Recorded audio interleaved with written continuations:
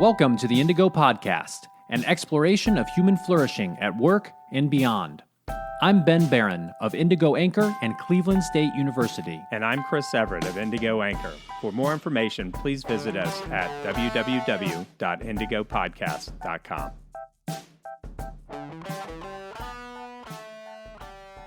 All right, so hot off the press is Microsoft's look at post-pandemic work. That's right. This came out on March 22nd, 2021, and it's titled, "The Next Great Disruption is Hybrid Work. Are we ready?" So today we're going to take a look at that report, and we're going to evaluate what we see as the most and perhaps the least valuable pieces of it. And of course, we will discuss the implications for people, leaders, and organizations. So let's hop into it, and we're going to hold ourselves back in terms of not evaluating what they put in this report. Quit looking at me all angry. I am looking at you. I'm looking at you, back. Everett. Yeah. Rein him in. So scene one, first part, we're just going to talk about the report. We're going to talk about what they did and what they found, what they're suggesting. And then we will move into a more evaluative type of mode where we'll talk about what we see as valuable or maybe not valuable in that piece. So again, this was released just a couple days ago as of this recording, March 22nd, 2021. And what they did is they partnered with a research firm to collect data from more than 30,000 people in 31 countries. And then they have other data, quote, trillions of productivity and labor signals across Microsoft 365 and LinkedIn to try to figure out some of the sentiments and ideas moving out of the pandemic with regard to the world of work. Yeah, so this is all the Microsoft spying on you stuff. So, well, let's give you some benefit from that. Williamson's over there and hasn't moved his mouse for an hour. He's probably picking his nose rather than writing that TPS report, right? Perhaps that's it, right? But what it does kind of overall, this report, is that it makes the case that having a thoughtful approach toward hybrid work is critical because, quote, over 40% of the global workforce is considering leaving their employer this year. So that's straight from the report. When they refer to hybrid work, what does that mean, Chris? Well, this is the not 100% at home, not 100% at the office. This is mix it up, 1 day in, 5 days out, or any combination of some of the days in, some of the days out. That's right. That's right. So this report outlines 7 what they call urgent business trends. And these are things that they think business leaders should be looking at. And then they also outline 5 ways forward. So let's go ahead and just tell our listeners, because I'm sure they're on the edge of their seats or, chomping at the bit to hear what the 7 urgent trends every business leader needs to know in 2021 are, according to Microsoft's report. So what's number 1? Yeah, so flexible work is here to stay. So That's I guess, right. you got your hybrid car, now you got your hybrid job. Number 2, leaders are out of touch with employees and need a wake-up call. So wake up! Womp womp. Okay, number 3, high productivity is masking an exhausted workforce. Yeah. Are you tired? I'm always tired. Number 4, Gen Z is at risk and will need to be re-energized. Need to get them some new batteries, I suppose. Yeah, shrinking. And number 5, shrinking networks are endangering innovation. Number 6, authenticity will spur productivity and well-being. And number 7, talent is everywhere in a hybrid work world. Awesome. So those are the 7 urgent business trends that everyone needs to know in 2021, according to the next great disruption is hybrid work. Are we ready? This report from Microsoft. Now let's talk about what they outline as 5 ways forward. And again, we will come back and dig into these a little bit more here in a moment, but there are 5 ways forward that they talk about. What's number 1? Yeah, so create a plan to empower people for extreme flexibility. We're taking that flexibility and we're turning it up. The yoga's 11. not enough. Yeah, we're going to 11 on this one. All right. Number 2, invest in space and technology to bridge the physical and digital worlds. That's right. And since this is Microsoft, they probably want more licenses of Microsoft Teams sold. I'm sure that wouldn't hurt, right? I think they probably would like that. Yeah. So, and Microsoft Teams isn't bad. But anyway, number 3, combat digital exhaustion from the top. Yes, and I assume that they mean from the top of the organization. Number 4, prioritize rebuilding social capital and culture. Excellent. And number 5, rethink employee experience to compete for the best and most diverse talent. Yeah. So, there are a handful of other things that they bring up in this report, and we'll just kind of go through them here briefly, and again, then we'll evaluate a little bit. But one thing that they emphasize is that people want the best of both worlds. We've gotten this taste of more flexibility in our jobs.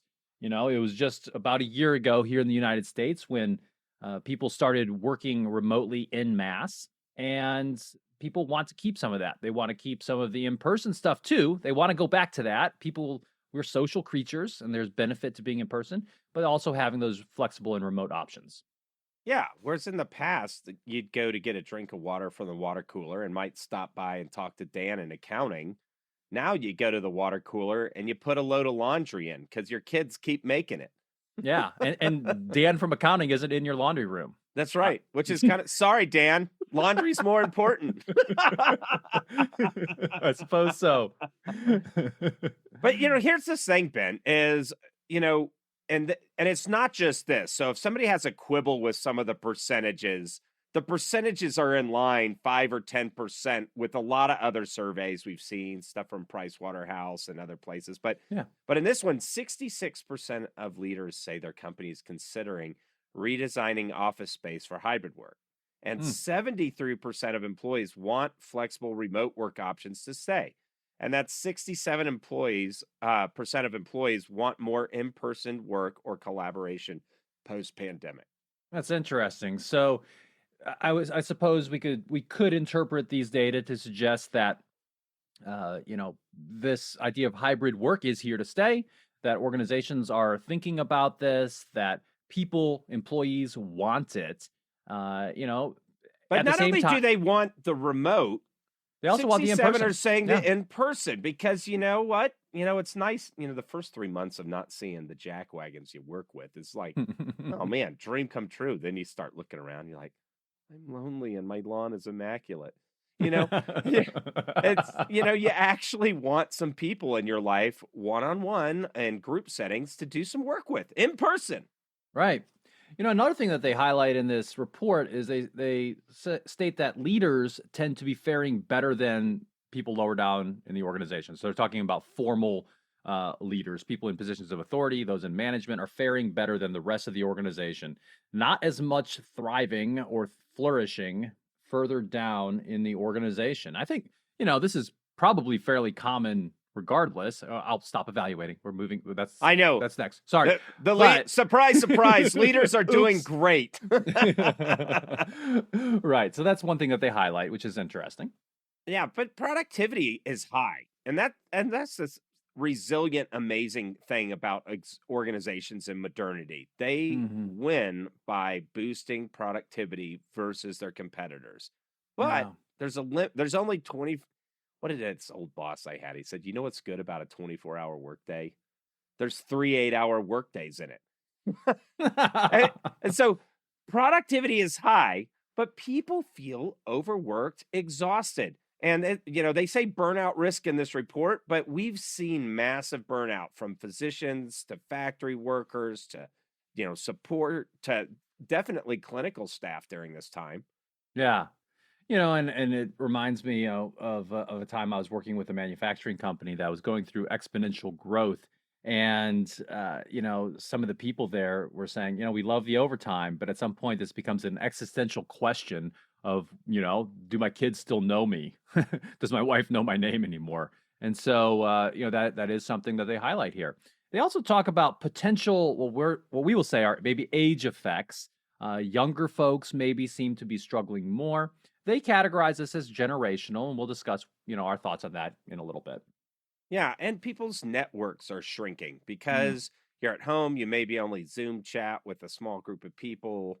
you know who you know and get to know out in the workplace, people who can leverage you to that job you've been peeping on Indeed. Um, anyway, those networks are shrinking. Well, and one thing that you mentioned actually when we were thinking about this episode was that, when we are all working remotely, it does reduce the chance encounters. I think that's an interesting point, right? Yeah, because and we did this in another episode about networking, about how important weak ties are to people navigating the workspace and moving forward with whatever their goals are. Right. They also mentioned in this report how this tough year that we've all been through has made work more human. Interestingly, they must be listeners of the Indigo podcast because we talked about this as well as, this divide between the professional and personal life has in some ways been punctured or shattered because, now we see our coworkers and our employees at home. We have to deal with, the fact that we and others are trying to juggle all these competing demands and all facing this common threat of COVID during this past year. So, I think that is something that has happened, at least in industries where maybe people are doing more remote work. Yeah, and this isn't so one of the ways we know that this remote work stuff isn't a fad that people just talk about and post on LinkedIn. Look at me, I'm a thought leader. Um, I'm a the guru. Yeah, I'm a shaman of remote work. But here's the thing, guys. Remote job postings on LinkedIn and other places are up across the board. On LinkedIn alone, 5 times increase during the pandemic. So, lots of time you see like, oh, we're considering painting all our walls yellow because we read this productivity study. And people will say, oh, we're thinking, but you don't see a whole lot of yellow walls going up. But in this case, people are actually getting approval and postings for these remote jobs. So that shows that this is actually a real thing rather than just a fad talked about thing. Right. It's not just an opinion, it's an actual behavior that people in organizations are taking, supposedly with approval from the rest of the organization to make more work remote. Okay. So we've talked about the report. Those are the basics from the report. We are going to dig into it in much more detail here in a few moments and discuss our thoughts on it, provide some analysis. We will, of course, have a link to this in the show notes. It's a free report. You can download it, and I encourage you all to check it out because, all right, let's move on to some evaluation stuff. As these reports go, there's just many organizations do this type of stuff, put out trend reports and things like that. There's a lot of good ideas in here. It's not definitely not the worst one that I've ever seen. The data visualizations are great. So if you're an Excel weenie that likes to model stuff, go check out this report. The link will be in the show notes. Yeah, and if you look at the online version, it's cool because they have some data points that you can look at and how they changed over time during the past year, which is neat. Yeah, so let's do the first one. So flexible work is here to stay. Yes. I'm like, well, flexible work has been here for a while, actually, decades. Yeah. But it tends to be, and I think even now is segmented by industry. So if you Right. work for McKinsey as a consultant, you're flying all over the place. You're not doing a whole lot of time back in the office for most of the people. And so they've been flex working forever. Or if you're work with Deloitte and you're conducting audits, flexible work, IT workers who are doing like hardware deployments and server farms and those kinds of things. Yeah. It's been here for decades. No, but I think it's really good that you highlighted it is segmented by industry, right? Because there are many industries in which there is no flex work, right? Yeah, you can't make hot tubs remotely, which those things are sold out like 8 months to a year plus. I mean, I wish they could, but they can't, right? Right. And so, and I think this is some of the class-based angst is driven by some of the freedom. If you turn a wrench for a living, if you're a mechanic, right, you have to show up at a place. There's no phoning it in, getting your laundry done while in your pajamas, waist down. Yeah. Well, and I think it applies to other whole segments of other industries too. I was thinking about, healthcare. My older brother's an anesthesiologist. He cannot do his work remotely, right? He does some teaching and probably some other stuff. He could do that remotely. He cannot provide anesthesia through Zoom. But Now, but some of them that being do, like said, reading MRI scans. Some of sure. those Oh yeah, guys. yeah. The radiology field has really advanced in that field. It's fascinating. But I would say that some people probably do provide anesthesia via Zoom because of how boring they are. But that's kind of a whole nother story and maybe Yeah, a don't be different that guy, episode. right? Don't be that person. So yeah, we certainly have been talking about in the organizational sciences and in practice doing a lot with regard to flexible work. Doing different flex arrangements. I think maybe this pandemic, well, I would say definitely this pandemic has brought these ideas to the forefront and perhaps has provided the shock that was necessary to some organizations to show that it can be done. Yeah. So, just think about the other trends where it's like open workspace, all that kind of stuff. We're going through that again, but here, and I think the key point here is to have your thinking cap on. Don't just do, and be aware of the VP of people operations saying, "Well, shoot, I need a major initiative this year. We're going to reimagine the workplace." Okay. Okay, well, let's see some hard data because this needs to be bespoke for your culture, your organization. Which brings us to the next one. Leaders are out of touch with employees and need a wake-up call. Yeah. And I think that this is a valid point because it is harder to stay in touch perhaps with your employees if you're doing a lot of remote work.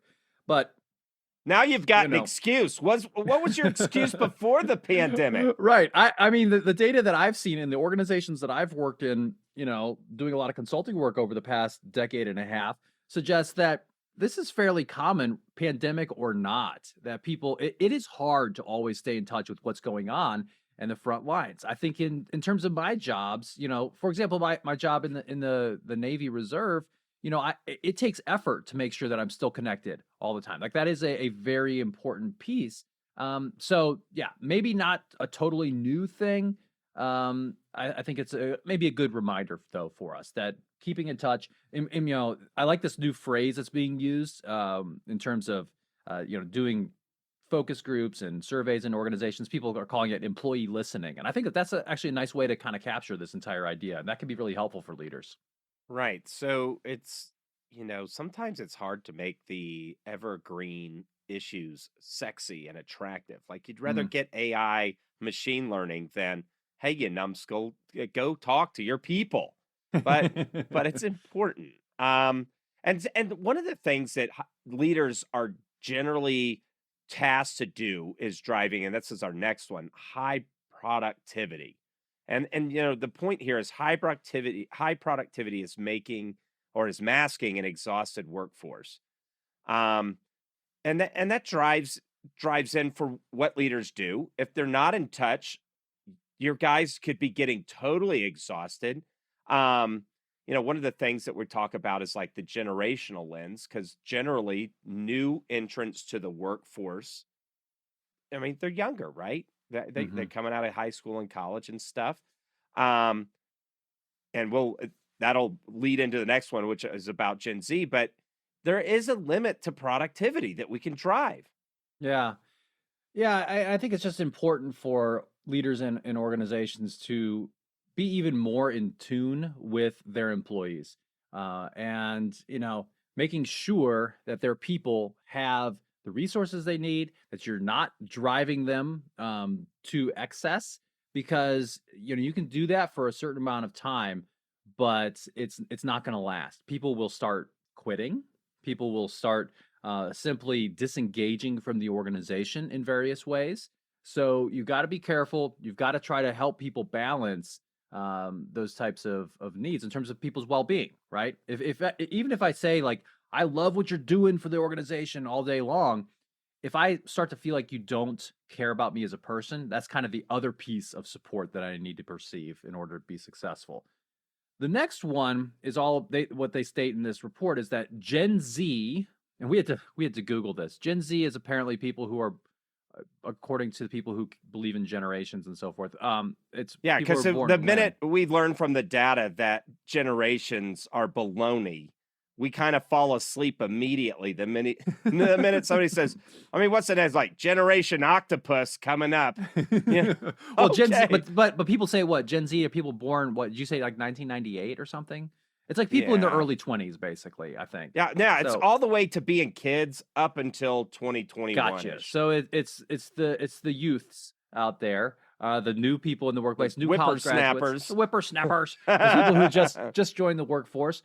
And so they say that Gen Z is at risk and needs to be re-energized. Again, that's not seeing an Every entire generation. I think of the opening scene of The Graduate where he's sitting in the pool and he's just like, look at this house party. This is stupid.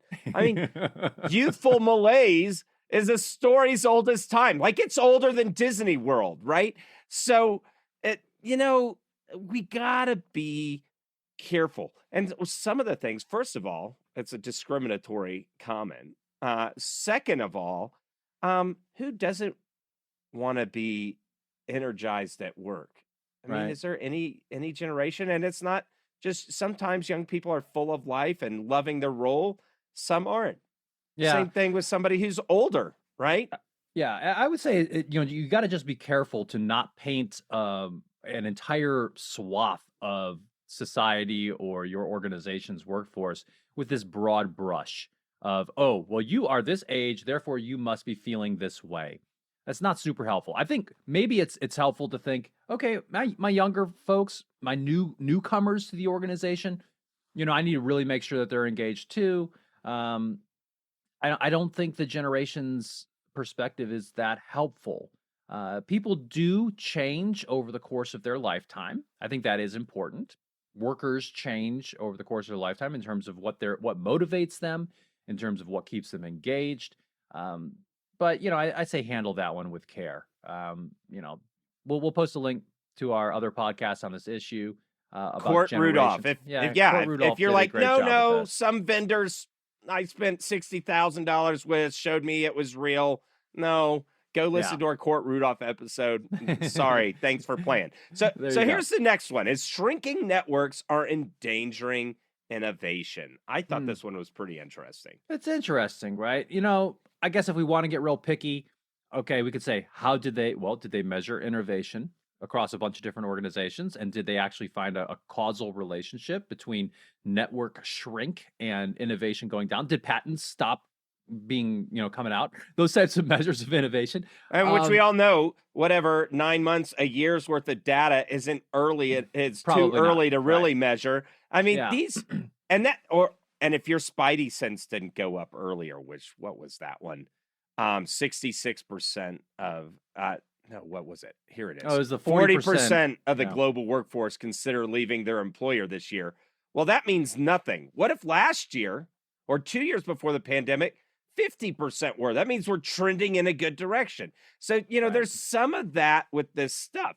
However, when somebody brings up a good point that maybe is not the best backed up in data, because also Microsoft doesn't want people to fall asleep before they click buy more teams at the bottom, right? So they can't go into like the nerdy minutia we like to see, but I think there's something to be said for that loss of weak ties, networking connections, meeting a bunch of people. If you're young in your career, going to industry events where you get to network with other young people, mid-level professionals and senior people in an informal setting. I mean, that has an impact. I mean, I think to, just kind of as maybe a little bit of a tangential example, but I think it's related, is just professional conferences, right?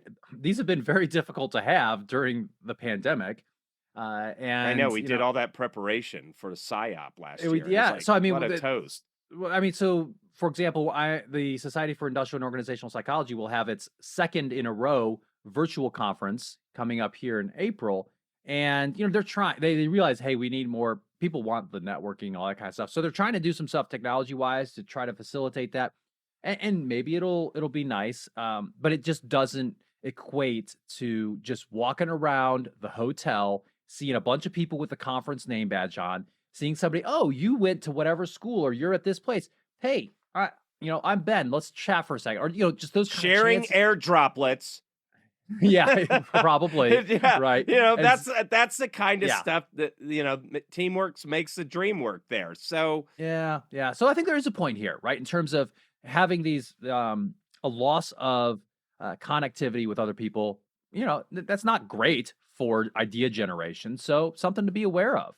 The next one that they suggest is authenticity will spur productivity and well being. I think it's generally a good idea, right, for leaders to, bring their authentic self to work, assuming that you are a person of virtue. If you are yeah, if you're authentically authentically not a great, jerk or a yeah, leave that at home. psychopath, like, yeah, go ahead and put on a mask until you learn how to be a real human Yeah, being. yeah. So I think a big piece here is they talk about spurring productivity and well-being. This is about making sure that you care for your people, right? This is that idea, that other half of perceived organizational support of, you want to value people's contributions, but you also need to care about their well-being, because when people feel that and they know that it's genuine, then they will feel more obligated to perform well. They'll also have benefits for themselves, lower stress, better mood, and everything just flows better in the organization when that happens. So I think as long as you are authentically a great person, it's a great idea. Well, and be authentic about, the stuff that kind of stinks right now, Yeah. right? Like, oh man, I'm so sick of Zoom too. Like you don't need to pretend like everything is awesome, everything is great. Right. That kind of stuff. And so the final point is talent is everywhere in a hybrid work world. Hmm. And Yeah. I think this is awesome. And one of the places that did this first is software, because what was it?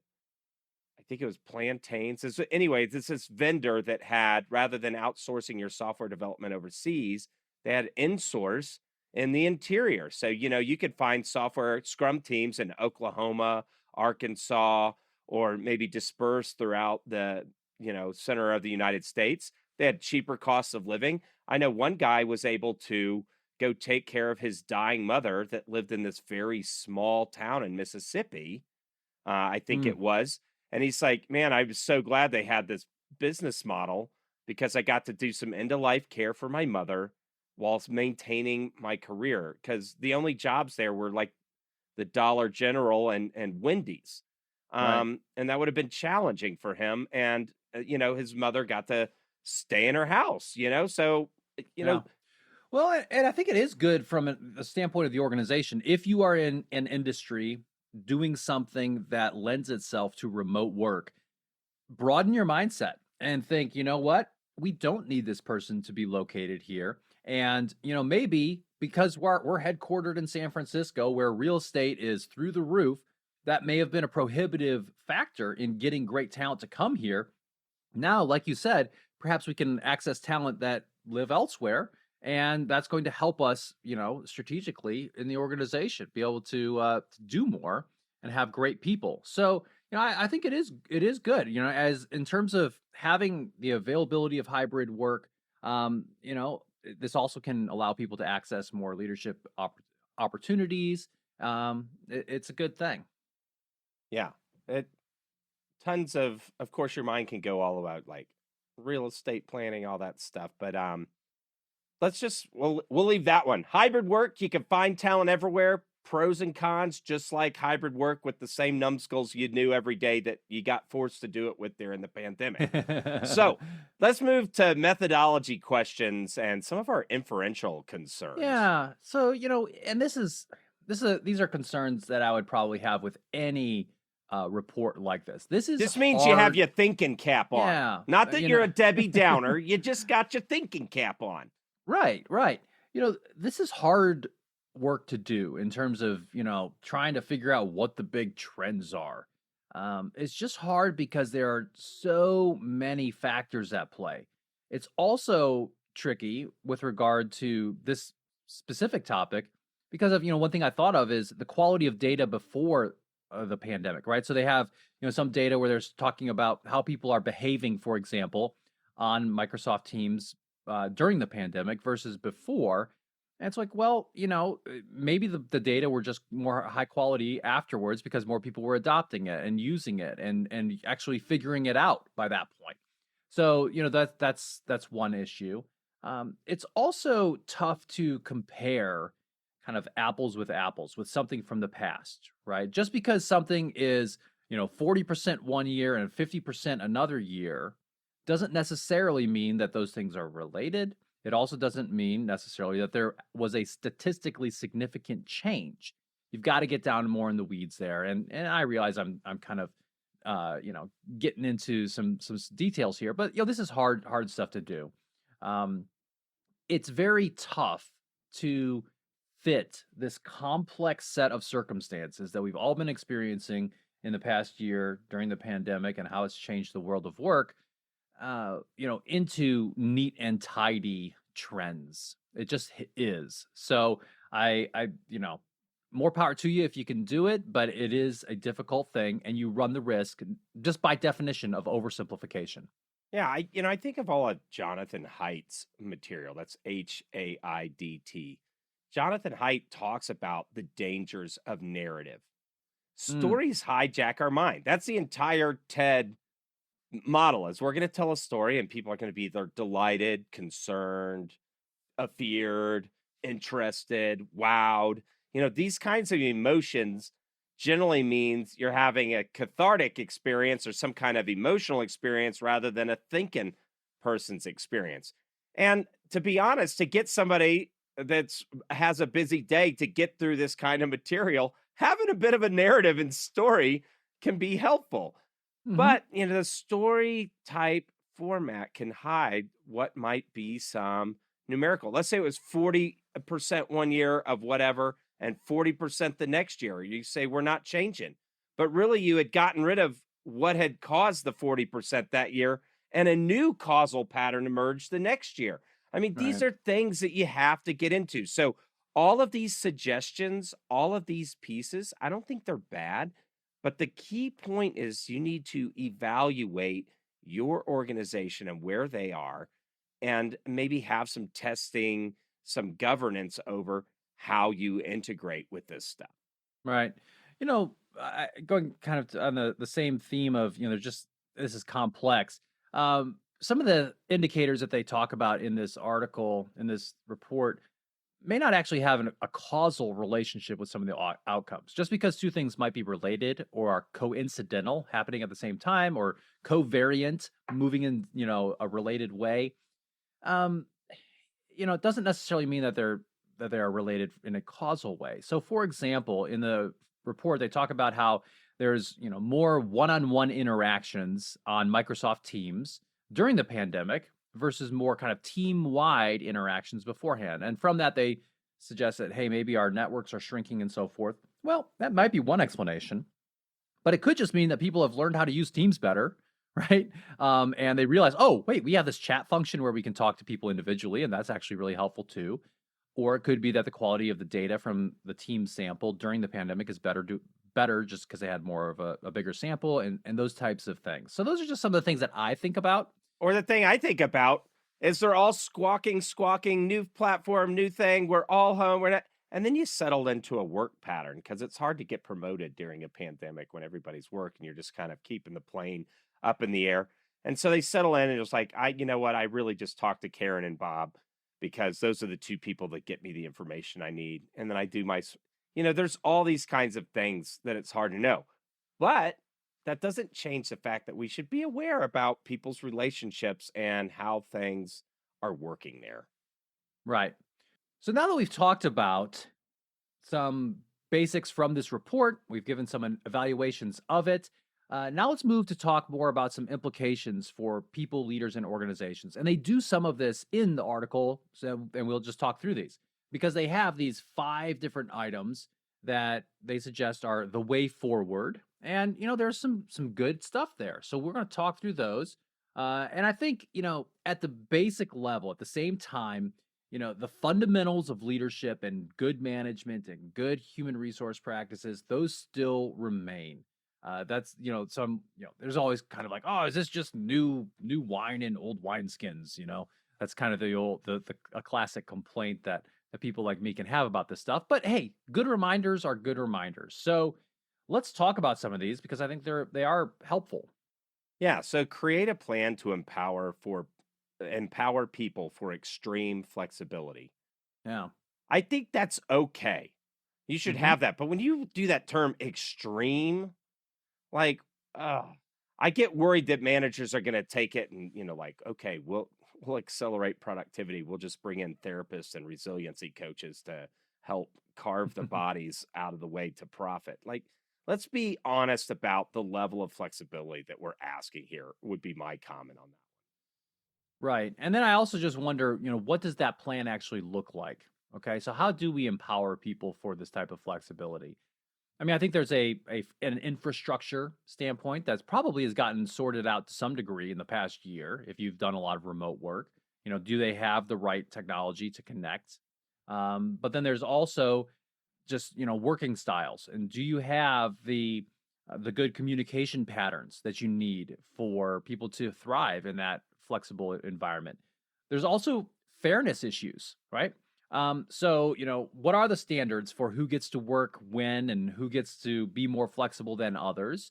And I think those types of items really need to be thought out carefully and communicated well, in order for there to be some good execution on that item. Yeah. So the next one is invest in space and technology to bridge the physical and digital worlds. So, I Mm, mean, this definitely the plug. Microsoft wants to sell some stuff, but you should still have your typical vendor analysis, needs analysis, disciplined approach to what you're going to do. Because what did they say? Everybody's going to work from home, and mhm. then a year later they brought them all back, or the big open workspace. And now everybody's like, I want to kill Brett over there because he's a loud talker and angry typer, and like maybe but if you're in a scrum team environment, sometimes that can be helpful. I know that like different places, organizations I've consulted with, they'll have, a soundproof room where somebody can go do work or do conference calls. They'll have some open spaces. They'll have a corner with couches. I, but a lot of the times, I don't see those beautiful corners with couches being used even. Mm, yeah. So you want to be investing in those types of things that actually are helpful for for the organization and for workers. And Imagine that. imagine that. Imagine that. And so I guess, how do you figure that out? How do you figure out what people need? What do you invest in to bridge the physical and digital world, so to speak? And I think one thing you can do is you can ask people what they need. You can also that works to some degree. Sometimes people don't know exactly what they need until they see it and they try it. So this is an opportunity, I think, for maybe some good experimentation, right? And trying some different items to cut through that ambiguity in order to figure out what really works for your team and for your organization. Great. So the next one's combat digital exhaustion from the top. Yeah. And Matt Iglesias, he's got this blog called Slow Boring. He talks about and has some of the data on digital exhaustion and how much, right, when people get bing at 10 o'clock, at PM, it's an email, they're about to just fall asleep and like, well, now they're thinking about work. And they're like, well, I'll reply to it in the morning. But then they can't get to sleep because they're thinking about replying it to the morning. Being Yeah. on all the time because our devices and our stuff, it shapes the way we are as humans. Yeah, and I actually have an example of this. This actually comes from a news article that came out yesterday. So all of this super timely. We're out there for you, listeners. Where the CEO of um, Citibank, Chief Executive Jane Fraser, she came up with a few different things from the top to combat this idea of digital exhaustion. So she declared Zoom-free Fridays amid pandemic work fatigue, right? And I'll put a link to this article in the show notes from Yahoo News. And I quote, Citi will institute Zoom free Fridays and establish an employee day off in May as firms seek to restore work life balance amid the pandemic. Well, I So think that's great, but I don't know if one day's just gonna get it. yeah. Well, I mean, but having at least mentally, yeah, that one day off might not do it. But Yeah. the Zoom free Fridays, that's actually not a bad idea. I mean, there is some emerging evidence. I think there's a lot of research still to be done here in terms of what that does to us. Being in front of Zoom screens all day long, it can be pretty exhausting. So the policy only applies internally, right? So they could still, I guess, use Zoom on a Friday if it's with an external client. But if you're talking to somebody internally, you got to use your phone on Fridays. Um, so I think it's an interesting idea. I think at least it's an attempt to try to recognize that this is a problem, and this is something that people really need to get a handle on. I've seen CEOs tell their managers and leaders, I don't want you sending anybody an email past 6 p.m. Yeah. Be creative, think about it. And one of the things you can do, because every company's different, is just ask your employees. I don't want you guys to be always plugged in and thinking about work. I want you present for your families. I want you, available during Thanksgiving dinner to be there with your drunk uncle. That kind of stuff. Ask Yeah. your people how might we, and I love this phrase, how might we unplug more and still drive forward with our goals? Yeah. And then take those suggestions and drive them from the top. That's where you're going to change a lot of that culture. And I think something you alluded to is really important, and you really do set a tone as a leader. Like, if you are the one sending those emails at 10 p.m. or sending those emails at 4 a.m. and all that kind of stuff, it kind of creates an expectation, for well-meaning employees who want to impress you, that want to do a good job, that they kind of need to do the same thing. And Now, half the that time, the execs don't even recognize that you replied back at 4 a.m., right? yeah. So one of the things you could do as an exec, if you're a workaholic like me and you like to stay up late and get stuff done, okay, write all those emails, but schedule them to send at the start of the business day, right? They don't have to go out right away in the middle of the night. There's a feature in Outlook and other places where you can schedule those emails to send. That's a good piece. So then they get like 12 emails from you immediately at 8 a.m. That's right. It's like here's the Ben Barron deluge at 8 There a.m. it is. Well, good morning. So the fourth one here is prioritize rebuilding social capital and culture. As we've talked about on this podcast many times, culture is so important to an organization, and it has to do with those deep norms and assumptions and values that you have as leaders about the way things get done. And so I think this should always be a priority in terms of building social capital and those connections and the norms that you want.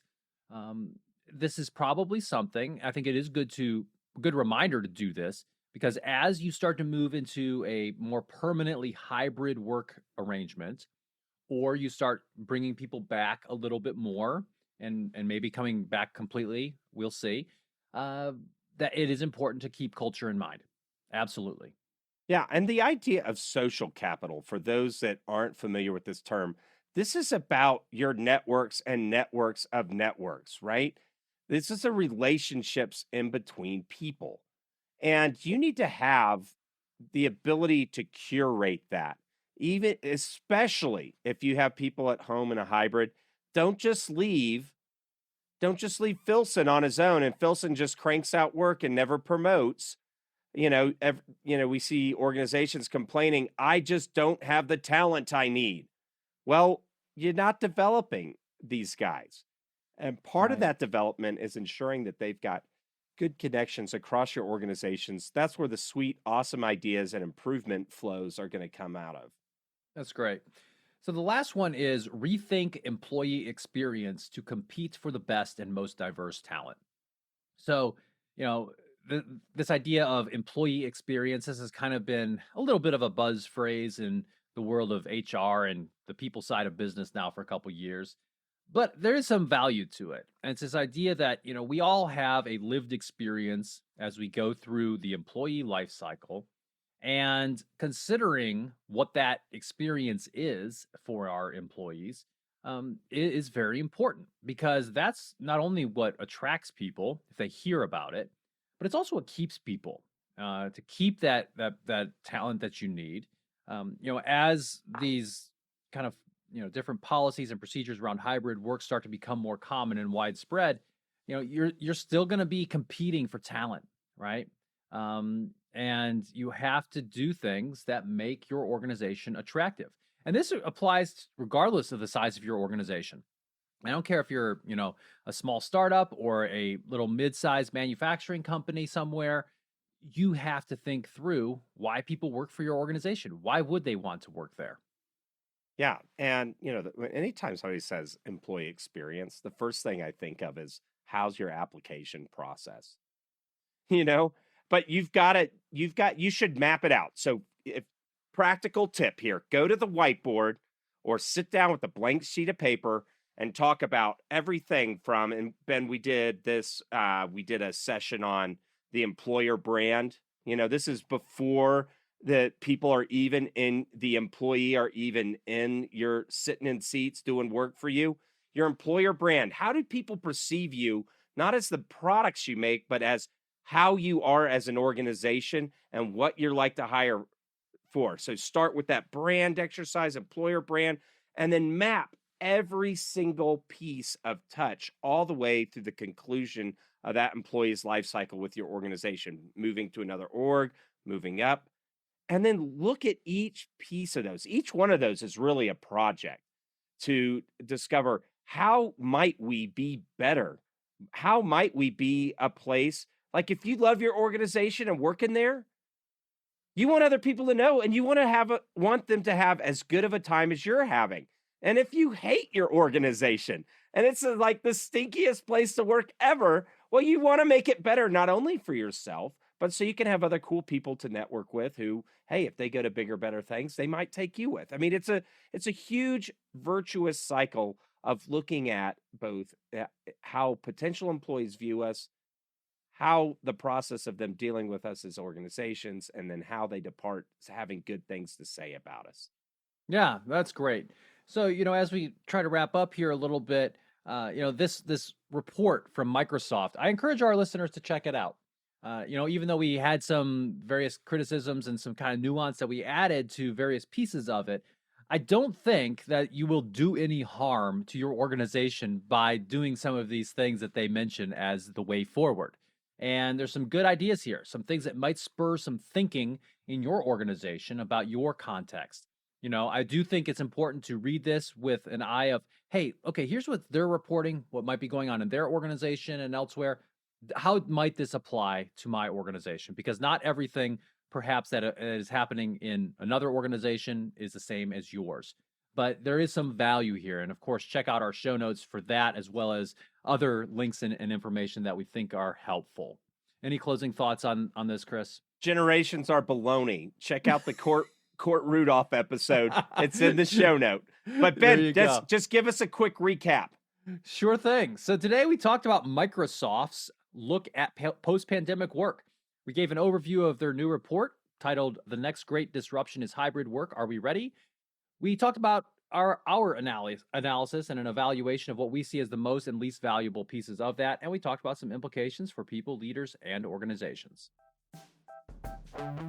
Thanks for listening to the Indigo Podcast. If you like this podcast, please consider helping us by rating us on Apple Podcasts or wherever you listen, telling your friends about us, having us on your podcast, or mentioning us on social media. Our website is www.indigopodcast.com, where you can access more information about us and this episode. Thanks again, and we look forward to talking with you again soon.